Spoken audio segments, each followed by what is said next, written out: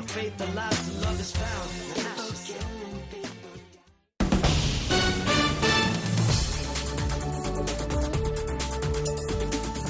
VOA 세계뉴스입니다. 팔레스타인 무장정파 하마스의 최고 지도자인 이스마일 하니에 하마스 정치국 의장이 오늘 이스라엘에 의해 암살됐다고 하마스가 밝혔습니다. 하마스는 성명에서 하니에 의장이 이날 이른 시각 이란 수도 테헤란에서 이란 대통령 취임식에 참석한 이후 피살됐다고 전했습니다. 이스라엘 정부 공보실도 이날 페이스북을 통해 하니에가 정밀 타격 방식을 통해 제거됐다고 확인했습니다. 다만 이 게시물은 현재 웹사이트에서 내려가 있는 상태입니다. 사미 아부 주흐리 하마스 고위 관리는 로이터 통신에 이스라엘 점령자들에 의한 하니에 형제 암살은 하마스의 의지를 꺾으려는 중대한 사태 악화 행위라면서 지금까지와 같은 길을 계속 하마스는 이어갈 것이라고 밝혔습니다. 한편 베냐민 네타냐후 이스라엘 총리는 이날 안보 담당 관리들과 민간인 보호를 위한 지침 등을 협의할 것으로 알려졌습니다. 앞서 이스라엘군은 지난 4월 10일 하마스 무장대원으로 활동하던 하니에 의장의 아들 아미르 하니에, 무하마드 하니에, 그리고 하젬 하니에를 제거했다고 밝힌 바 있습니다. 하니에 의장의 암살은 이스라엘과 하마스가 지난해 10월 7일 하마스의 이스라엘 공격으로 전쟁을 시작한 지 약 10개월 만에 이루어졌습니다. 한편 하니에 하마스 정치국 의장의 암살에 대해 이란은 강력한 보복을 경고했습니다. 아야톨라 알리 하메네이 이란 최고 지도자는 오늘 국영방송을 통한 성명에서 하니에가 이란에서 살해된 만큼 그의 암살에 대한 복수는 우리의 의무라고 여긴다고 말했습니다. 마수드 페제시키안 이란 대통령도 테러리스트 점령자들이 비겁한 행동을 후회하게 만들 것이라고 경고했으며 이란 이슬람 혁명 수비대에도 가혹하고 고통스러운 대응에 직면할 것이라고 밝혔습니다. 하니에 의장은 이날 오전 페제시키안 대통령 취임식 참석을 위해 이란 수도 테헤란을 방문 도중 암살됐습니다. 레바논 내 무장단체 헤즈볼라는 하니에 의장의 사망에 애도를 표하면서 이번 사건은 헤즈볼라, 하마스, 후티 반군 등 영내 이란 연계 무장단체들이 이스라엘에 더욱 단호하게 맞서도록 만들 것이라고 말했습니다. 레제프 타이프 에르도안 튀르키예 대통령도 소셜미디어 X를 통해 이스라엘의 하니에 의장 암살을 악행이자 야만적 행위라고 비난했습니다.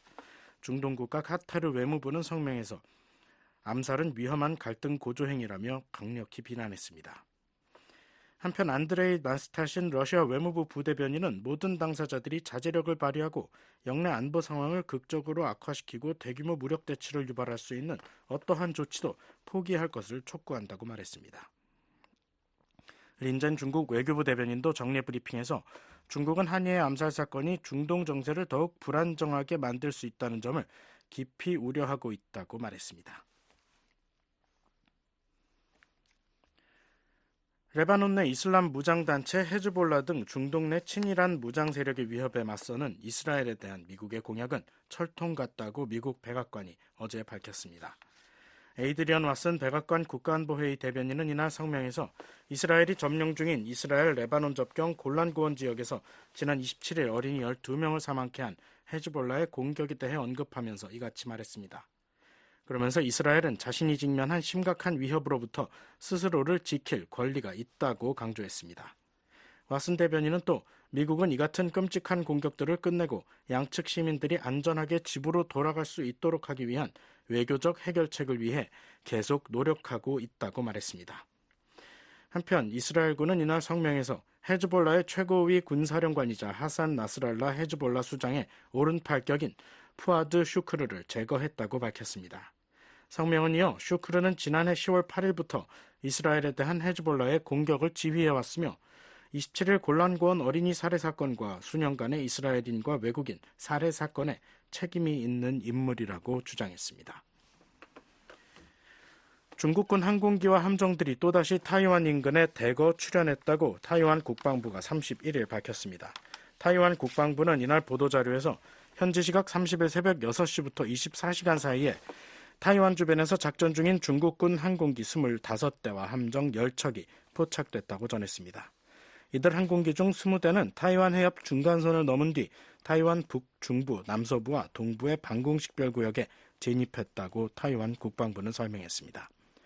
타이완군은 상황을 주시하면서 공군, 해군 함정, 연안 미사일 체계의 중국군의 관련 활동에 대한 대응을 지시했다고 타이완 국방부는 밝혔습니다. VOA 세계뉴스 김시영입니다.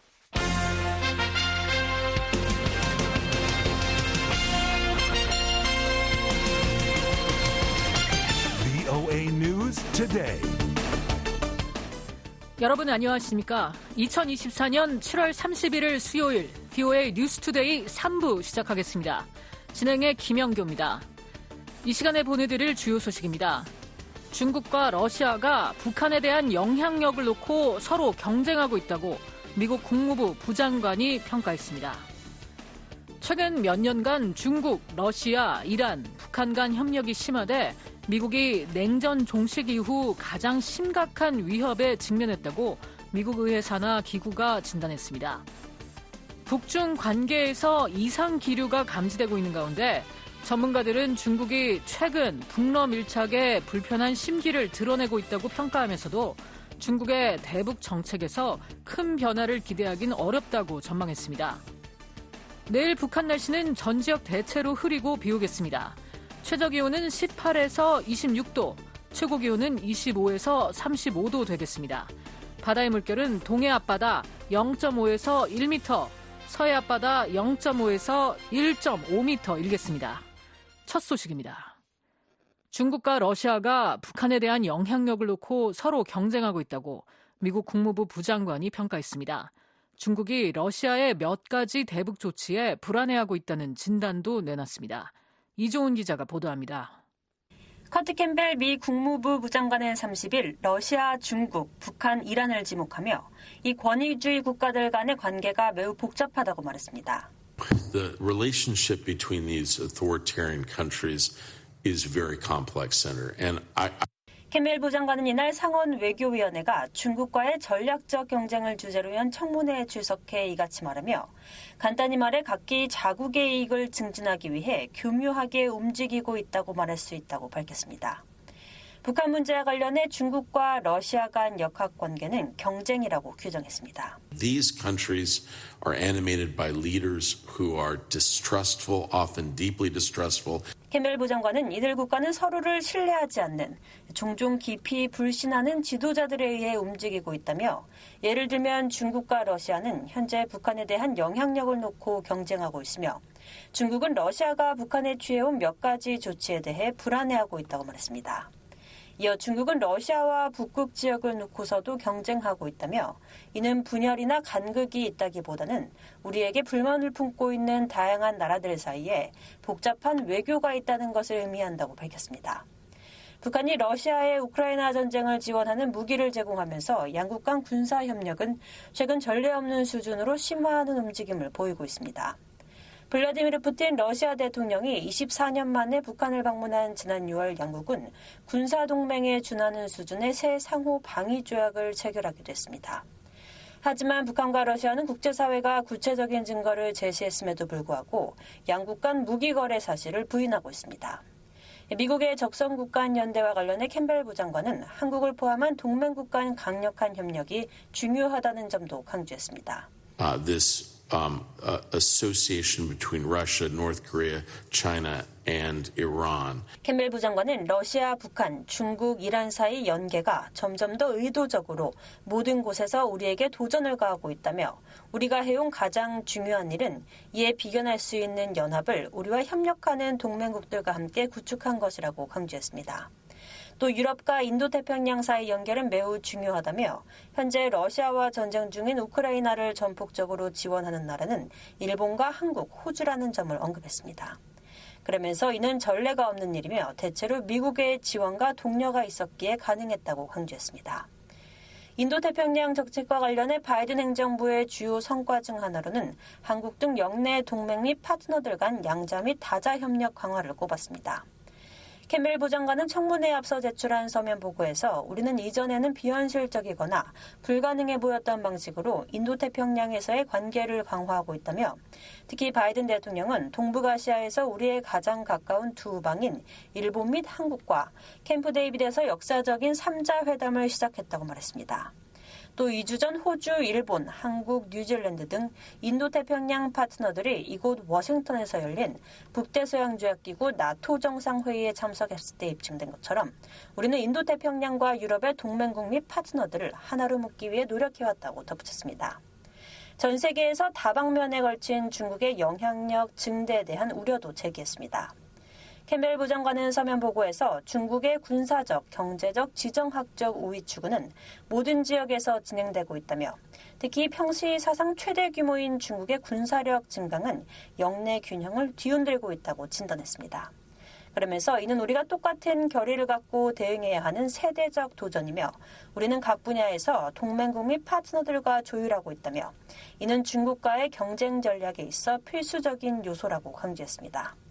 중국은 자국이 영내 악의적인 영향력을 증대하고 있다는 미국의 지적에 대해 영내 군사 배치 및 활동을 강화하고 해양 패권을 유지하기 위한 구실을 만들기 위한 미국의 정치적 조작이라고 주장하며 반발하고 있습니다. VOA 뉴스 이존입니다.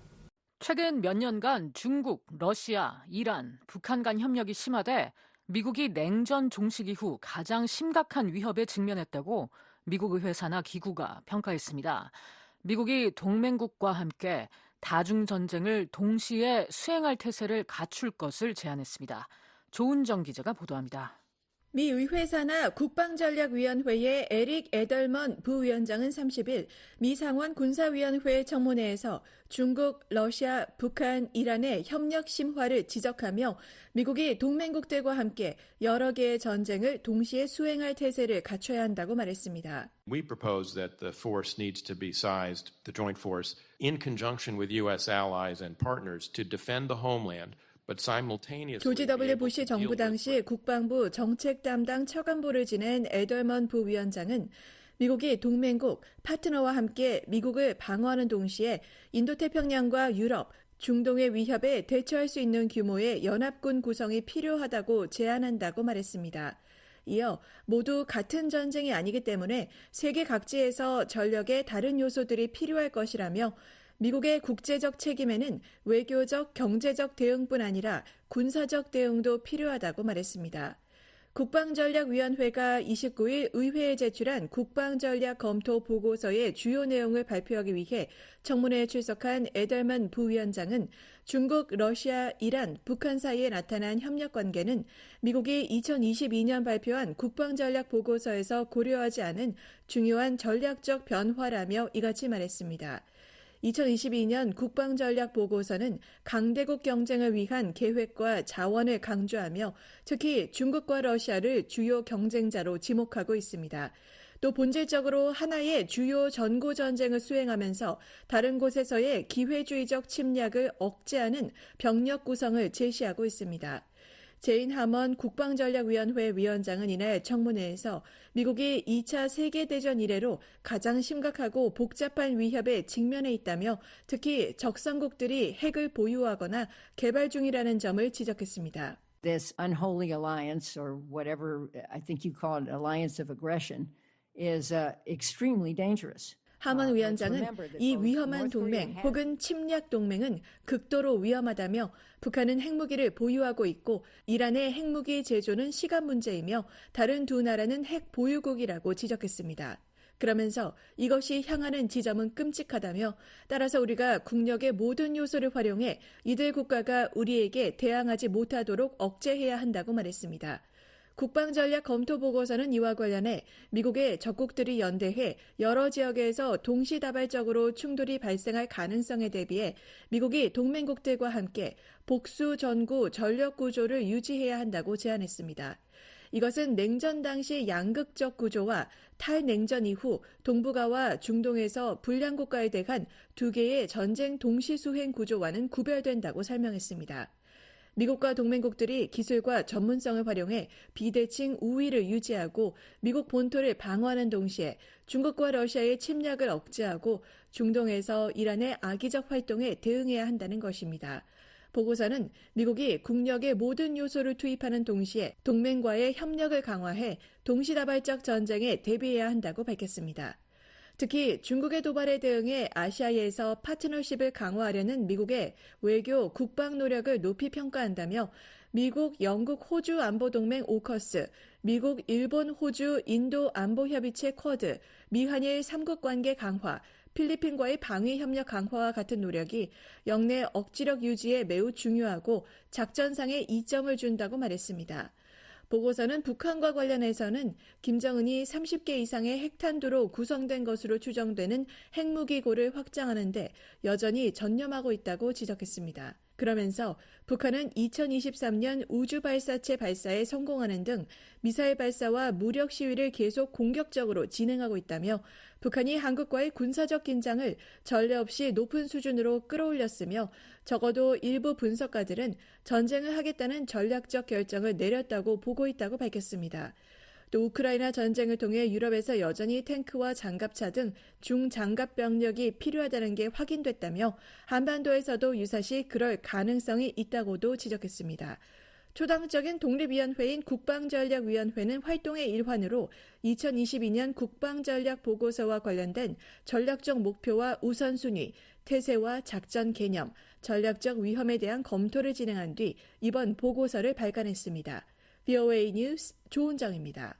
최근 북한과 러시아가 밀착하는 가운데 북한 주재 중국 대사가 북한의 이른바 전승절 행사에 불참하는 등 북중 관계에서 이상기류가 감지되고 있습니다. 전문가들은 중국이 최근 북러 밀착에 불편한 심기를 드러낸 것이라고 평가하면서도 중국의 대북 정책에서 큰 변화를 기대하긴 어렵다고 전망했습니다. 안준호 기자가 보도합니다. 시드니 사일러 전 백악관 국가안보회의 한반도국장은 30일 BOA와의 전화통화에서 중국 대사의 북한 전승절 기념식 불참을 북러 밀착에 대한 중국의 불만 표출로 해석했습니다. 사일러 전 국장은 기념식은 중국 대사가 중요한 역할을 하지는 않지만 참석했어야 하는 행사라며 이는 중국이 최근 북러 관계 밀착에 불편한 심기를 드러낸 것이라고 말했습니다.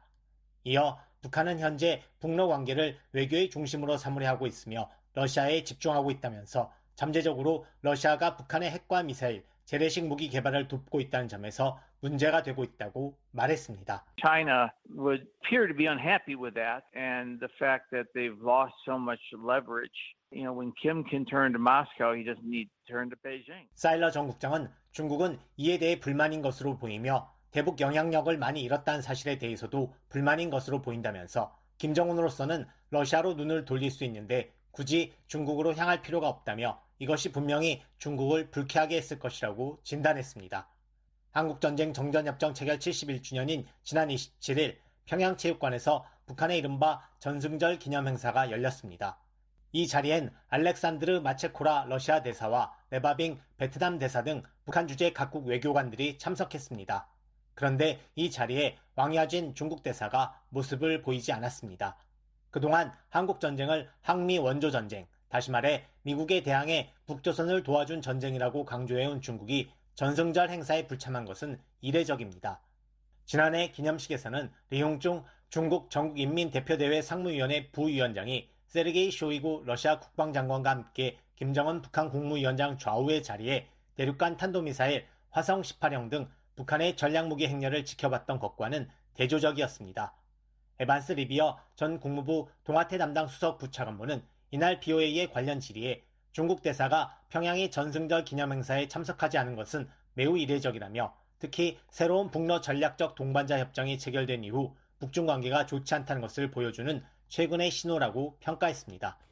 이어 북한과 중국 관계는 침체돼 있으며 이런 상황은 주의 깊게 지켜봐야 한다고 말했습니다. 최근 북중 사이에는 곳곳에서 예전과는 다른 이상 기류가 감지되고 있습니다.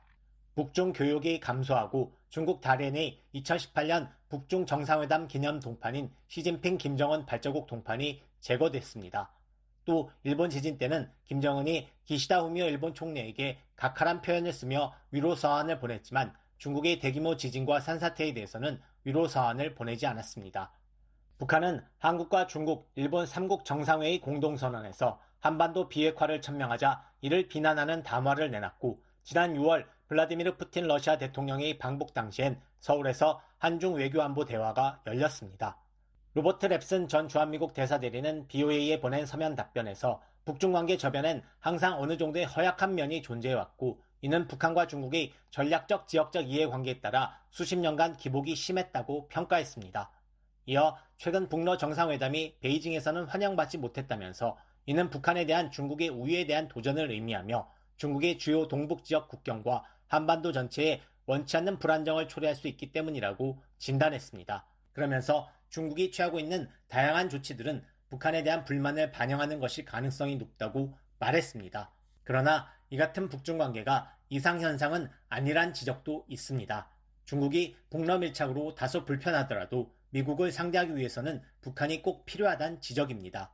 이성윤 우드로 윌슨 센터 연구원은 이날 BOA와의 전화통화에서 중국은 역사적으로 북한 지도자가 중국에서 멀어져 러시아에 가까워지는 것처럼 보일 때 불쾌했다면서 중국은 북한 지도자가 러시아에 많은 투자를 하는 등 올인하는 것 같아서 미국, 한국, 일본의 우려를 불러일으키고 있다는 점에 다소 분노하고 있다고 말했습니다. China historically has been displeased when the North Korean leader seems to inch away from Beijing. 이 연구원은 그러나 북한이 중국에 여전히 큰 전략적 가치가 있다면서 왕야진 중국 대사가 지난 27일 전승절 기념 행사에는 모습을 드러내지 않았지만 25일 폭우 속에서도 한국전쟁에서 전사한 중국군이 묻혀있는 평남 운산 중국인민지원군 묘지를 참배했다고 지적했습니다.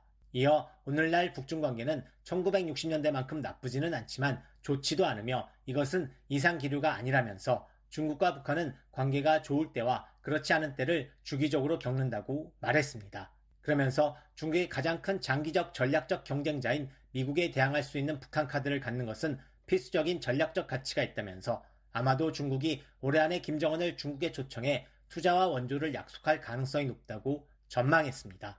China having the North Korea card to play against its greatest long-term strategic competitor, the United States. 데니스 와일더 전 백악관 국가안보회의 아시아 담당 선임 보좌관은 이날 BOA의 관련 질의에 중국의 대북 정책이 바뀔 가능성은 거의 없다고 말했습니다.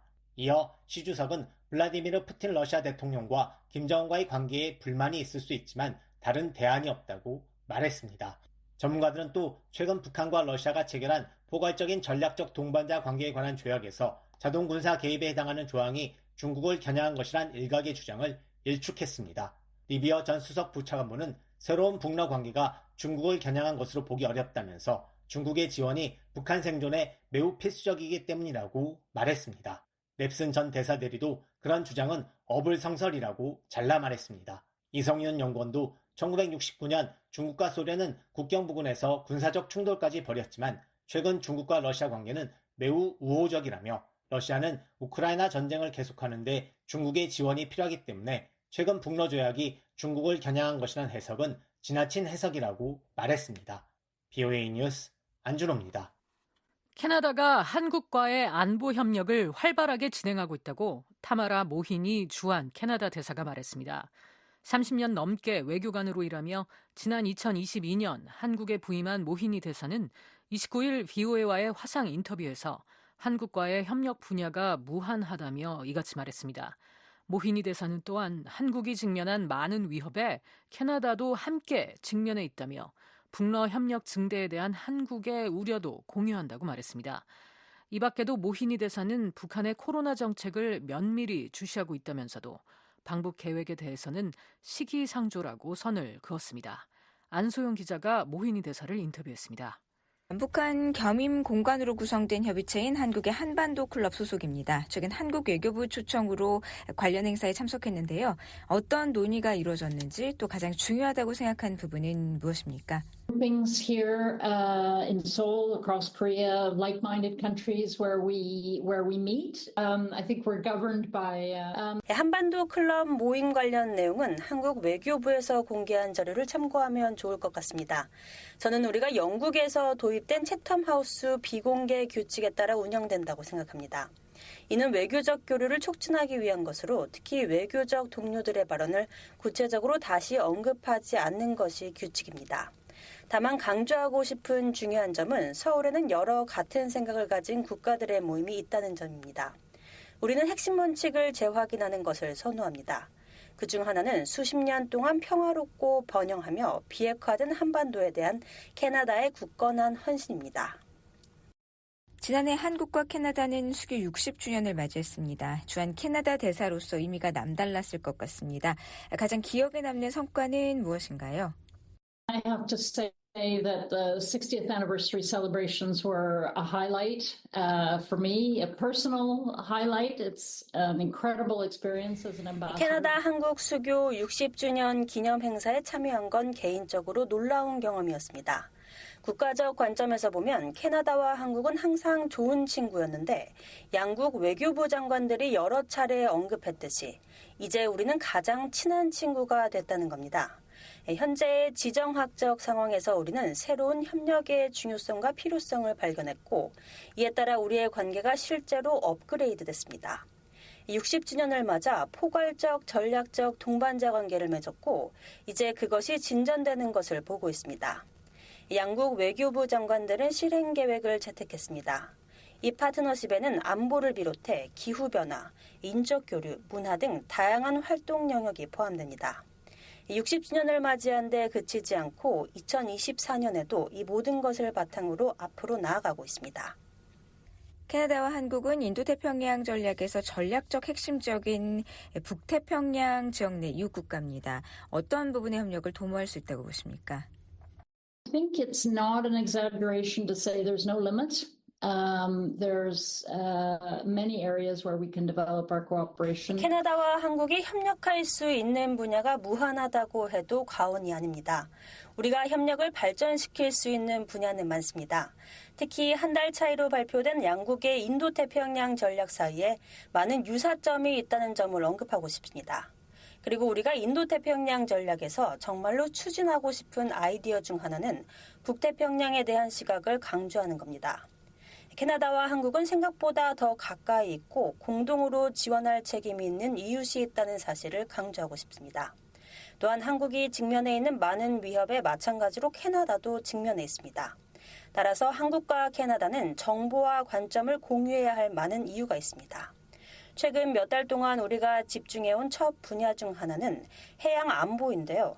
우리는 해양 안보에 중점을 두고 안보 대화를 구축하려고 노력해왔고 청정에너지, 에너지 전환에 대한 교류와 투자도 확대하고 있습니다. 북태평양 지역의 중요성은 계속 커질 겁니다. 북태평양은 북극 지역으로 가는 관문입니다. 그리고 조금 전 언급한 한반도 클럽에서도 주목한 핵심 이슈 중 하나인 북러 간 협력 증대의 불안정한 잠재력에 대해 한국과 관점을 공유하고 있습니다. 한국전쟁 참전 16개국 중 미국과 영국에 이어 세 번째로 많은 병력을 파병한 캐나다는 오늘날까지 대북 대응에 적극적입니다. 유엔 대북 제재 이행을 지원하기 위한 네온작전, 또 캐나다의 데릭 맥컬리 장군의 유엔군 부사령관 부임도 그중 하나라고 볼 수 있을 텐데 북한의 핵 개발과 군사 위협과 관련해 한국과 캐나다가 어떻게 협력할 수 있습니까? Well, it's very clear that Canada-Korea cooperation on security issue is well developed. I think there's still potential for more. 안보 이슈에 대한 한국과 캐나다의 협력이 활발하게 진행되고 있는 건 분명합니다. 더 많은 잠재력이 여전히 있다고 생각합니다. 데릭 맥컬리 장군이 유엔사 부사령관으로 임명된 건 한반도는 물론 영내 안보에 대한 우리의 헌신을 보여주는 증거라고 생각합니다. 또 우리는 한반도 인근 일본 주변 해역에서 네온 작전을 벌이고 있습니다. 우리는 이 지역에서 다른 관련 활동도 합니다. 캐나다 호위함들이 영내 활동의 일환으로 한국을 여러 차례 입항하기도 했습니다. 우리는 이를 더욱 확대할 기회를 찾고 있습니다. 유엔사와 함께 임무를 수행하는 캐나다 동료들은 한반도 안보에 기여할 수 있는 새로운 방법을 모색할 수 있는 좋은 기회를 갖고 있다고 생각합니다. 북한의 잇단 미사일 발사와 오물풍선 살포, 또 이에 대응한 한국의 확성기 방송 재개와 대북잔단 살포 등으로 한반도의 긴장이 고조되고 있습니다. 한국에서 직접 느끼는 현 한반도 안보 상황을 어떻게 평가하시나요? I think what I'd emphasize is Canadian unstinting commitment to peace and security. 제가 강조하고 싶은 점은 영내 평화와 안보에 대한 캐나다의 끊임없는 헌신입니다. 우리는 그동안 안보 협력의 다양한 측면에 대해 언급해왔습니다. 북한의 탄도미사일 발사에 대해 우려를 표명하는 것에 한 번도 소홀히 한 적이 없습니다. 또한 북러 협력이 심화되는 것에 대해서도 공개적으로 우려를 표명해왔습니다. 북한 겸임대사로서 북한 측과의 접촉은 없었습니까? So I would just want to clarify because our embassy here in Seoul is accredited. 먼저 서울에 있는 캐나다 대사관은 북한의 인가를 받았지만 대사로서 저는 그렇지 않다는 점을 명확히 말씀드리고 싶습니다. 2010년 이후로 캐나다는 북한에 대해 제한적 관여 정책을 펼쳐오고 있습니다. 우리는 인도주의적 문제, 영내 안보, 그리고 북한과 캐나다 간의 안보 문제에 초점을 맞추어 소통하고 있습니다. 캐나다는 북한이 코로나 정책 상황을 매우 면밀히 모니터링하고 있습니다. 북한의 국경이 일부 개방됐고 교류가 이루어지고 있는 것으로 이해하고 있습니다. 북한의 공간이 있는 동맹국들과 매우 긴밀히 협력하고 있고요. 그들이 북한에 다시 돌아갈 수 있을지에 대해서도 주시하고 있습니다. 그래서 우리는 상황을 매우 신중하게 계속 모니터링하고 있습니다. 북한이 한시적으로 국경을 열고는 있는데요. 방북 계획은 있는지 또 가장 먼저 가봐야 한다고 생각하는 곳은 어딘가요? Well, I think sadly we're not there yet. Unfortunately, it's still a premature question. 안타깝게도 우리는 그 지점에 있지는 않습니다. 아직은 시기상조죠. 신종 코로나 이전에 방북한 동료들이 있어서 어느 정도 전망은 해볼 수 있습니다만 시간이 지나야 상황을 더욱 파악할 수 있을 것 같습니다. 하지만 지금으로서는 우리가 방북 여부를 결정할 수 있는 위치에 있지는 않습니다. 지난 5월 한국과 캐나다는 북한 인권 협의를 출범했습니다. 북한의 인권 개선을 위해 캐나다가 기여할 수 있는 부분은 무엇입니까? That's been one of the one of the many interesting areas, I think, for our cooperation with Republic of Korea. 북한 인권에 대한 대화를 시작하고 북한 주민들의 끔찍한 상황을 해결할 방법을 모색하는 것이 한국과의 협력에 있어 흥미로운 분야 중 하나라고 생각합니다. 이는 많은 안보 대화 속에서 북한 주민들 자체에 초점을 맞추고 그 관점을 발전시킬 기회를 제공합니다. 외교관들에게 이 대화가 매력적이고 미래지향적인 이유입니다. 주한 캐나다 대사관은 이 분야에서 매우 활발히 활동했습니다. 우리는 사람 중심 접근 방식을 시도합니다. 탈북자들의 경험에서 배울 수 있는 것들은 무엇인지, 또 그들을 지원하기 위해 어떤 훈련이 필요한지, 인권 침해를 겪은 사람들을 어떻게 도울 수 있는지를 연구하고 있습니다. 북한이 향후 국제사회로 나왔을 때 캐나다가 한국과 북한 사이에서 할 수 있는 역할은 무엇인가요? Well, I think it's one of our efforts in our diplomacy here is to listen and to learn. 저는 캐나다의 외교 노력 중 하나가 경청하고 배우며 사람 중심의 접근 방식을 취하는 것이라고 생각합니다. 앞서 말씀드린 대로 과거의 경험을 바탕으로 교육, 인도주의적 지원 등 어떤 이니셔티브도 지원할 수 있도록 노력할 겁니다. 물론 코로나 이전이긴 하지만 특히 캐나다에는 북한과 기술 전문성 및 교류 프로그램을 구축한 학자들이 있습니다. 재난구호 및 보건력, 산림관리 등이 흥미로운 분야가 될 수 있다고 생각합니다. 또한 지속가능한 농업에 대해서도 논의가 이루어지고 있다는 것을 알고 있습니다. 다양한 분야가 있지만 캐나다는 우방국 및 동맹국들과 협력해 우리가 도움이 되고 건설적일 수 있다고 생각하는 부분을 찾고자 합니다. 대북 인도적 지원, 농업교육 등을 언급하셨는데 현재 북한의 국경 봉쇄 조치로 북한에 대한 인도적 지원과 북한과의 인적 교류가 중단됐습니다. 북한이 국경을 열고 이를 재개할 때 어떤 조건이 반드시 충족돼야 한다고 보시나요? Yes, well, we work very closely with the UN, and that's one of the elements that we share with the Republic of Korea. 관련 사안에 대해 우리는 유엔과 매우 긴밀히 협력하고 있고 이것은 또 한국과도 공유하는 요소 중 하나입니다. 우리는 가장 도움이 필요한 사람들에게 가장 효과적인 방법으로 인도적 지원을 제공하는 방법을 찾기 위해 긴밀히 협력하길 원합니다. 이는 계속 진행되는 대화이고 배워가는 과정에 있습니다. 저는 뉴욕의 다자주의 세계와 인도주의 기관이 있는 제네바에서 일한 경험이 있습니다. 그곳에선 유엔 시스템의 통합성을 유지하면서 효과적으로 지원을 제공할 수 있는 방법에 대한 논의가 계속되고 있습니다. 지금까지 타마라 모히니 주한 캐나다 대사로부터 한반도 사안을 비롯한 양국 간 협력에 대한 이야기를 들어봤습니다. 인터뷰의 안소영 기자였습니다. 북한이 올해도 유엔 총회 일반 토의 연설에 외무상을 파견하지 않을 것으로 보입니다. 대사급 연설을 예고했는데 올해로 6년째가 될 전망입니다. 함지아 기자입니다. 북한이 오는 9월 24일 뉴욕 유엔 본부에서 개막하는 유엔 총회 일반 토의 기조 연설자로 최선희 외무상이 아닌 대사급을 내세우는 것으로 나타났습니다.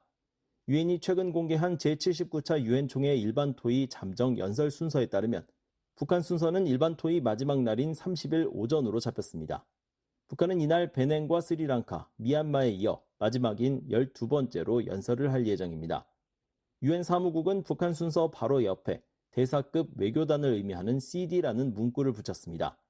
이에 따라 김성 유엔 주재 북한 대사가 북한을 대표해 연설할 것으로 보입니다. 유엔 총회는 매년 9월 새 회기 개막 1, 2주 뒤 각국의 정상급 인사와 외교장관, 대사 등이 기조연설을 하는 일반 토의 행사를 개최합니다. 주제에 구애받지 않는 만큼 각국이 강조하고 싶은 메시지가 전달되는 자리입니다. 북한은 2014년과 2015년 리수용 외무상을 연설자로 내세웠으며 2016년부터 2018년까지는 리용호 외무상을 뉴욕으로 파견했습니다. 2018년 당시 연설에서 리용호 외무상은 북한의 비핵화 의지는 확고하지만 일방적으로 핵무장을 해제하지 않겠다고 주장했습니다. 그러나 북한은 2019년부터는 김성 대사가 연설을 해왔습니다. 따라서 북한이 대사급 인사를 연설자로 내세우는 건 올해로 6년째입니다. 김성 대사는 지난해 제78자 유엔 총회 연설에서 미국과 한국을 강하게 규탄했습니다. 우리 국가의 문전에서 프리덤 쉴드, 쌍용, 연합 합동 화력 정밀 훈련, 울지 프리덤 쉴드와 같은 침략적 성격이 명백한 합동 군사 연습들을 리언이어 그것도 사상 최대의 규모로 벌려놓았습니다. 당시 국무부 대변인은 이 같은 김성 대사의 주장에 대해 한국, 일본과 함께 오랫동안 실시해온 양자 3자 군사훈련은 순전히 방어적인 성격이며 군사 준비태세를 유지하고 지역 안보를 유지하기 위한 것이라고 반박했습니다. 김 대사의 연설이 예고됐지만 북한이 최선희 외무상 혹은 그 외 인사를 연설자로 파견할 가능성이 완전히 닫힌 건 아닙니다. 유엔 회원국들이 연설자를 교체하는 경우도 종종 있기 때문입니다. 한편 유엔에 따르면 올해 일반 토의에는 194개국이 참여하며 이 중 148개 나라가 정상급 인사를 파견합니다. 그 밖에 6개 나라가 총리급의 연설을 예고했고 36개국과 3개국은 각각 장관급과 대사급의 연설을 유엔에 통보했습니다. 조 바이든 미국 대통령은 관례에 따라 첫날인 24일 브라질에 이어 두 번째로 연설할 예정입니다. 또 정상급 인사 파견을 예고한 한국도 같은 날 오전 10번째로 순서가 잡혔습니다. 2022년과 지난해에 이어 윤석열 대통령이 3년 연속 유엔 총회 연단에 오를 것으로 전망됩니다. 마찬가지로 정상급 인사, 즉 총리가 연설자로 나서는 일본은 26일 오후 포르투갈과 모리셔스에 이어 오후 9번째로 연설할 예정입니다. 각각 총리와 장관을 연설자로 내세우는 중국과 러시아는 28일 오전에 연설 일정이 잡혔습니다. BOE 뉴스 함지아입니다. 벨라루스의 알렉산드로 루카셴코 대통령이 벨라루스를 유럽의 북한으로 만들고 있다고 벨라루스 야권 지도자 스발틀라나 치아노우스카야 씨가 비난했습니다. 치아노우스카야 씨는 VOA와의 서면 인터뷰에서 최근 북한과 벨라루스의 협력 강화로 북한 노동자가 실제로 벨라루스에 파견될 가능성이 있다며 국제사회가 대응 압박을 강화해야 한다고 말했습니다. 김영권 기자입니다. 리투아니아의 망명한 벨라루스 야권 지도자 스바틀라나 치아노스카야 씨는 29일 VOA와의 서면 인터뷰에서 최근 북한과 벨라루스의 관계 확대를 독재자들의 연대 강화로 평가했습니다. 치아노스카야 씨는 막심 리젠코프 외무장관이 이끄는 벨라루스 대표단의 지난주 평양 방문에 대해 매우 우려스럽다며 이는 단순한 외교적 제스처가 아니라 벨라루스가 민주주의 규범에서 더욱 고립되고 전 세계 다른 독재 정권과의 관계를 심화하고 있다는 명백한 징후라고 지적했습니다. 그러면서 이는 분명 독립적인 외교가 아니라 글로벌 악의 축을 만들려는 러시아의 노력이라면서 독재자들은 정권을 유지하고 국민을 통제하며 시민을 탄압하고 이웃 국가에 대한 공격을 서로 지원하기 위해 단결한다고 말했습니다. 치아노스카야 씨는 지난 2020년 벨라루스 대선에서 유럽의 마지막 독재자 중 한 명으로 불리는 알렉산드로 루카셴코 대통령에 맞서 야권 후보로 출마했지만 낙선했습니다. 이후 리투아니아로 망명해 루카셴코 정권의 대규모 부정선거를 비판하며 대선 승리를 주장했고 BBC와 로이터 등 유럽 매체들도 사실상 그가 승리한 선거로 광범위하게 받아들여지고 있다고 평가했었습니다. 북한과 벨라루스 정부는 앞서 막심 리젠코프 외무장관이 이끄는 벨라루스 대표단이 지난 23일부터 25일까지 평양을 방문해 두 나라의 관계 확대 방안을 논의했다고 밝혔습니다. 벨라루스 외무부는 24일 레젠코프 장관과 최선희 북한 외무상이 만나 다양한 수준에서 양국 간의 접촉을 강화하기 위한 구체적인 조치에 합의했다고 밝혔지만 자세한 내용은 공개하지 않았습니다. 아울러 윤정호 대외 경제상과의 담화를 통해 식량 안보, 교육, 보건 등의 협력 방안에 주목했고 여기엔 벨라루스 식품을 북한에 공급하고 북한 화장품을 벨라루스가 수입하는 내용이 포함됐다고 설명했습니다. 치아노스카야 씨는 그러나 북한과의 교역 확대는 벨라루스에 큰 도움이 되지 않을 것이라고 내다봤습니다. 북한 경제는 고립되어 있고 낙후되어 있으며 강력한 제재를 받고 있어 어떤 무역협정이 체결되더라도 그 범위가 제한적이고 어려움이 따를 것이란 지적입니다. 아울러 식량, 안보, 교육, 의료에 초점을 맞춘다는 건 고상하게 들리긴 하지만 북한은 경제와 사회 현실을 고려하면 신뢰할 수 없는 파트너라고 평가했습니다. 그러면서 루카셴코는 이미 벨라루스를 고립되고 낙후된 유럽의 북한으로 탈바꿈시키고 있다며 우리는 이런 일이 일어나도록 용납해선 안 된다고 강조했습니다. 이어 어쩌면 루카셴코에게 북한은 본보기일지도 모른다며 주민들을 공포와 두려움에 떨게 하는 그의 행태는 북한 정권이 수십 년 동안 해온 것과 비슷해지고 있다고 지적했습니다. 국무부 대변인은 지난주 벨라루스 외무장관의 방북과 관련한 피의의 논평 요청에 벨라루스는 우크라이나에 대한 러시아의 잔인하고 끊임없는 침략 전쟁에 가담하고 있다며 북러 무기협력과 더불어 우리가 매우 심각하게 여기는 부분이라고 말했었습니다. 일각에선 북한 당국이 벨라루스와 협력 강화를 통해 노동자를 파견할 가능성도 제기하고 있습니다. 치아노스카야 씨도 국제 제재를 우회하고 저렴한 노동력을 확보하려는 양국 정권의 상호 이해관계를 고려할 때 북한 노동자들이 벨라루스로 파견될 가능성은 실제로 있다고 전망했습니다.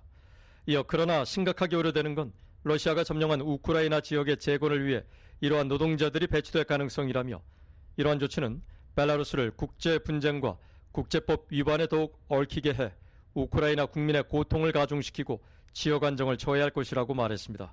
그러면서 미국과 유럽연합 등 국제사회가 제재와 외교적 고립을 통해 루카셴코 정권과 북한 정권에 대한 경제 압박을 지속해야 한다고 강조했습니다.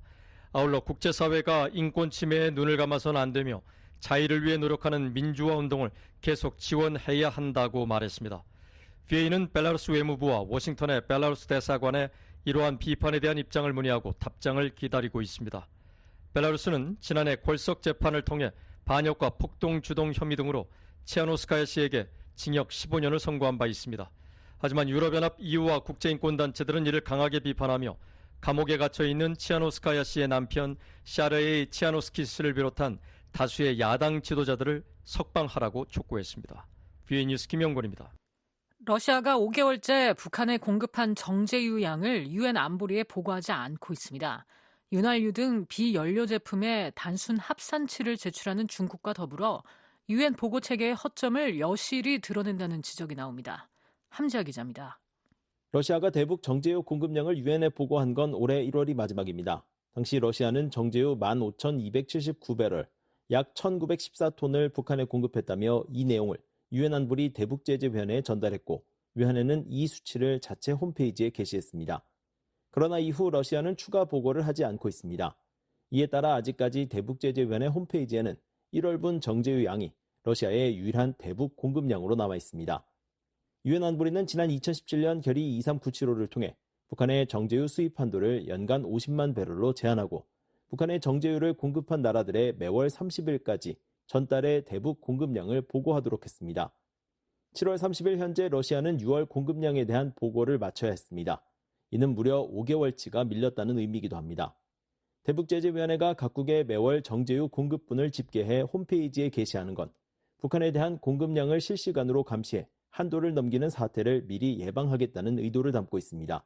그러나 러시아가 5개월치를 보고하지 않으면서 안보리의 대북 정제유 보고 체계는 작동을 멈춘 상황입니다. 북한에 유류를 공급하는 또 다른 나라인 중국은 현재 5월까지의 보고를 마친 상태입니다. 그러나 중국은 이달 중순 3월에서 5월치 정제유 공급량을 한꺼번에 보고했습니다. 4월에서 6월까지 매월 순차적으로 보고됐어야 할 내용이 늑장 보고된 것입니다. 앞서 BOA는 중국 해관총서 자료와 중국이 보고한 수치를 비교해 중국의 대북 정제유 공급량에 휘발유와 경유, 등유 등 일반적인 연료용 유류 제품이 포함되지 않았다고 전한 바 있습니다. 대신 중국은 석유 역청과 윤활유, 윤활유용 기유 등 비연료 유류 제품의 합산치를 톤 단위로 제출하고 대북제재위원회가 이를 배럴로 환산해 공개해왔습니다. 아스팔트 재료인 석유 역청과 석유 젤리로 알려진 바셀린이 정제유로 둔갑해 보고되면서 연료성 유류 공급을 제한해 북한을 압박하고자 했던 안보리의 취지가 무색해졌다는 지적이 제기됐습니다.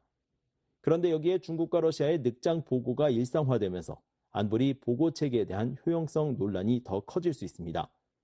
북한 경제 전문가인 윌리엄 브라운 미 메릴랜드대 교수는 30일 BOA에 유엔 제재의 핵심은 본질적으로 자발적이라는 데 있다며 각국 정부가 스스로 자신의 수치를 승인하고 이를 원하는 대로 보고할 수 있다는 것이라고 말했습니다. The key thing about these UN sanctions are they are essentially voluntary. Governments themselves have to approve their own. 따라서 이론적으로는 중국과 러시아가 대북 정제유 공급량이라며 아무 수치를 제공해도 이를 확인할 방법이 없다고 브라운 교수는 지적했습니다.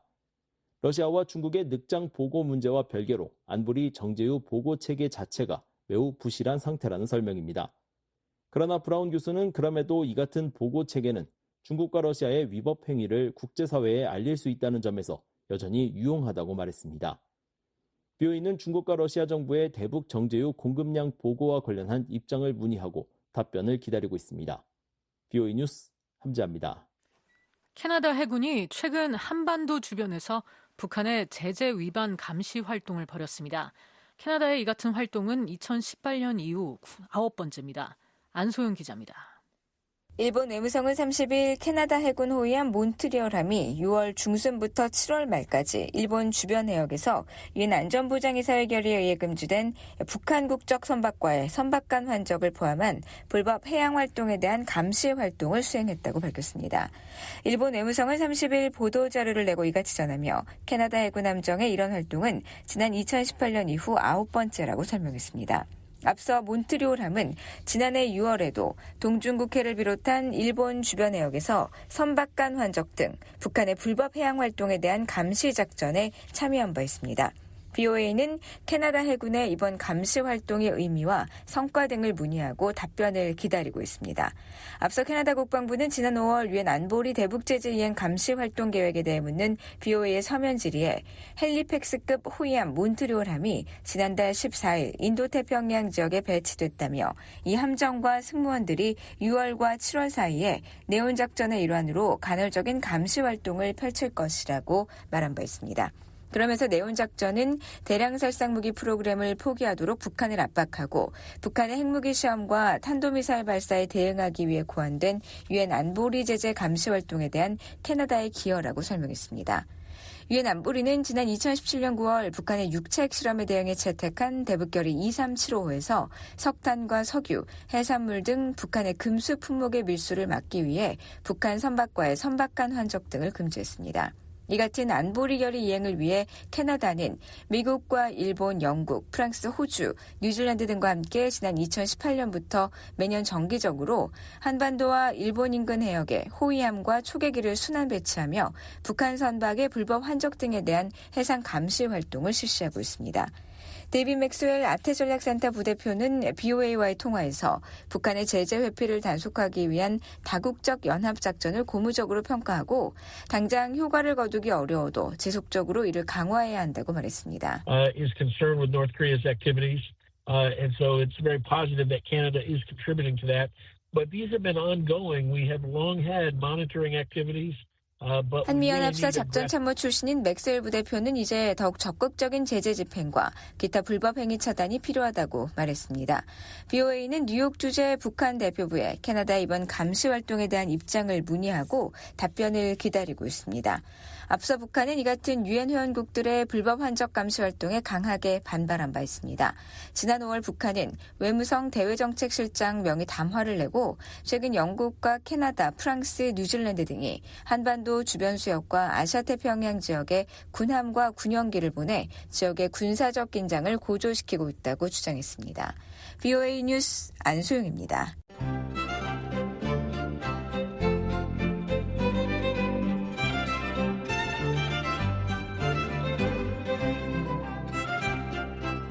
VOA 뉴스투데이 북한 날씨 알아봅니다. 내일 북한 날씨는 전 지역 대체로 흐리고 비 오겠습니다. 최저 기온은 18에서 26도, 최고 기온은 25에서 35도 되겠습니다. 바다의 물결은 동해 앞바다 0.5에서 1m, 서해 앞바다 0.5에서 1.5m 일겠습니다. 이어서 지역별 날씨입니다. 평안남도 흐리고 비 오겠습니다. 평양 최저 26도, 최고 32도, 안주 최저 25도, 최고 30도, 남포 최저 26도, 최고 33도, 평안북도 자강도 지역 역시 흐리고 비 오겠습니다. 신의주 최저 24도, 최고 28도, 수풍 최저 24도, 최고 28도, 강계 최저 24도, 최고 31도, 황해남북도 경기도 지역 흐리고 가끔 비 오는 지역 있겠습니다.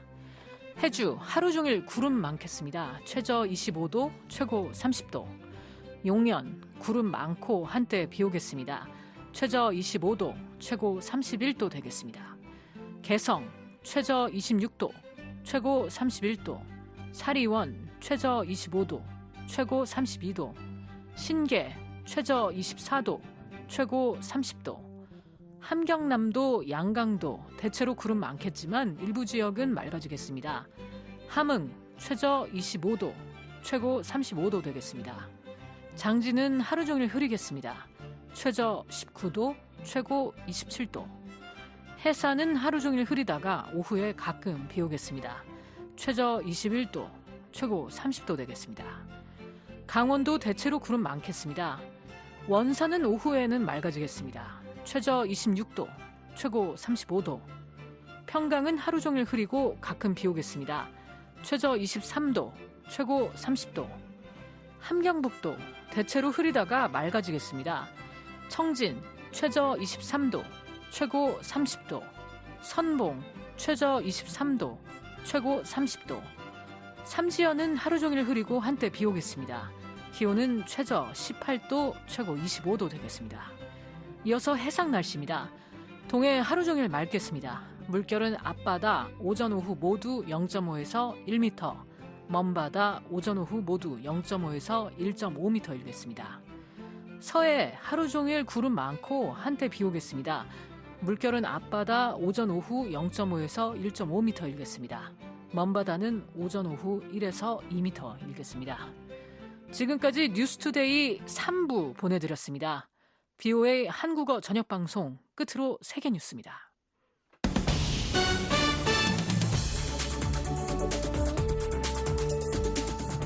VOA 세계 뉴스입니다.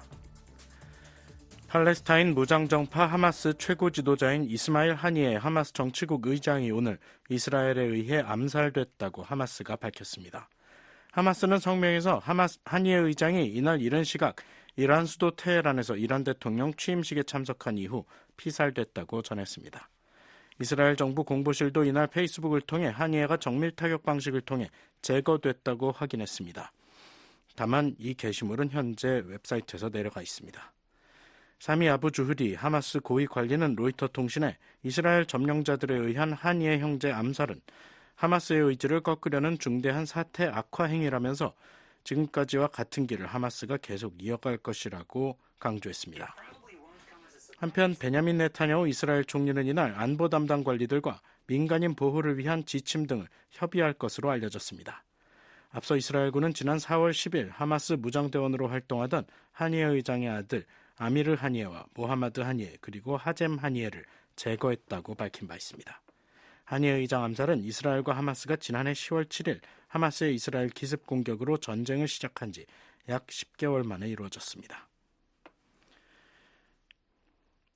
이런 가운데 이란은 이스라엘에 대한 강력한 보복을 경고했습니다. 아야톨라 알리 하메네이 이란 최고 지도자는 오늘 국영방송을 통한 성명에서 하니에가 이란에서 살해된 만큼 그의 암살에 대한 복수는 우리의 의무라고 여긴다고 말했습니다.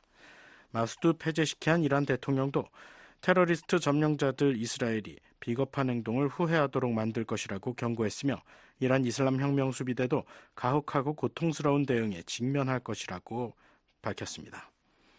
하니에 의장은 이날 오전 페제시키안 대통령 취임식 참석을 위해 이란 테헤란을 방문 중 암살됐습니다. 레바논 내 무장단체 헤즈볼라는 하니에 의장의 사망에 애도를 표하면서 이번 사건은 헤즈볼라, 하마스, 후티 반군 등 영내 이란 연계 무장 세력들이 이스라엘에 더욱 단호하게 맞서게 만들 것이라고 밝혔습니다. 레제프 타이프 에르도안 튀르키예 대통령도 소셜미디어 X를 통해 이스라엘의 하니에 의장 암살을 악행이자 야만적 행위라고 비난했습니다. 중동국가 카타르 외무부는 성명에서 하니에 의장 암살은 위험한 갈등 고조 행위라며 강력히 비난했습니다. 한편 안드레이 나스타신 러시아 외무부 부대변인은 모든 당사자들이 자제력을 발휘하고 영내 안보 상황을 극적으로 악화시키고 대규모 무력 대치를 유발할 수 있는 어떠한 조치도 포기할 것을 촉구한다고 말했습니다. 린젠 중국 외교부 대변인도 정례 브리핑에서 중국은 한이의 암살 사건이 중동 정세를 더욱 불안정하게 만들 수 있다는 점을 깊이 우려하고 있다면서 이번 사건에 중국은 반대하고 이를 규탄한다고 밝혔습니다. 레바논 이슬람 무장단체 헤즈볼라 등 중동 내 친이란 무장 세력들의 위협에 맞서고 있는 이스라엘에 대한 미국의 공약은 철통 같다고 미국 백악관이 어제 밝혔습니다. 에이드리언 왓슨 백악관 국가안보회의 대변인은 이날 성명에서 이스라엘이 점령 중인 이스라엘 레바논 접경 골란고원 지역에서 지난 27일 어린이 12명을 사망케 한 헤즈볼라의 공격에 대해 언급하면서 이같이 말했습니다. 그러면서 이스라엘은 자신이 직면한 심각한 위협으로부터 스스로를 지킬 권리가 있다고 강조했습니다. 왓슨 대변인은 또 미국은 이 같은 끔찍한 공격들을 끝내고 양측 시민들이 안전하게 집으로 돌아갈 수 있도록 하기 위한 외교적 해결책을 위해 계속 노력하고 있다고 말했습니다. 한편 이스라엘군은 이날 성명에서 헤즈볼라의 최고위 군사령관이자 하산 나스랄라 헤즈볼라 수장의 오른팔격인 푸아드 슈크르를 제거했다고 밝혔습니다.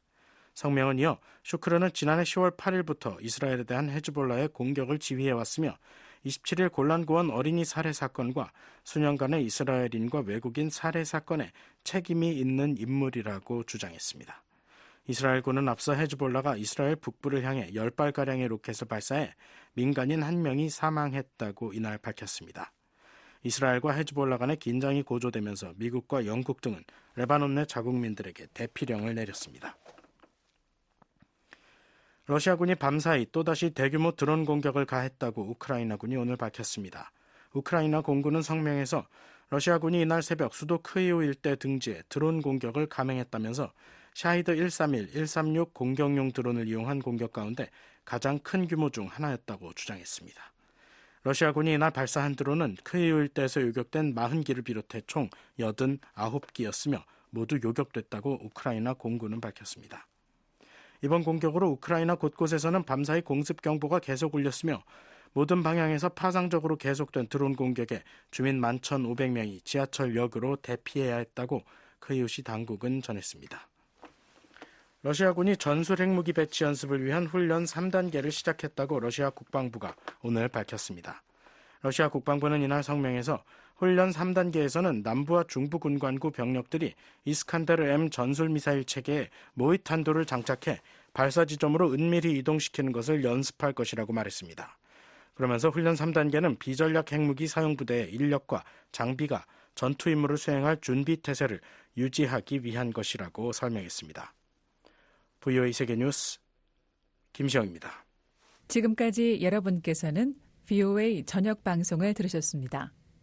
VOA 저녁 방송은 저녁 8시부터 자정까지 4시간 동안 중파 1188kHz를 통해 들으실 수 있습니다. 또 밤 9시부터 10시까지는 단파 9350, 9490, 12080kHz로 밤 10시부터 11시까지는 단파 9350, 12045, 12080kHz로 또 밤 11시부터 12시까지는 단파 9405, 12045, 12080kHz로 청취 가능합니다. 매일 새벽 2시부터 3시까지 1시간 동안은 중파 1566kHz로 또 매일 새벽 4시부터 6시까지 2시간 동안은 단파 5,875, 7,365, 7,465kHz로 들으실 수 있습니다. 함께해 주신 여러분 고맙습니다. 다음 방송 시간까지 안녕히 계십시오.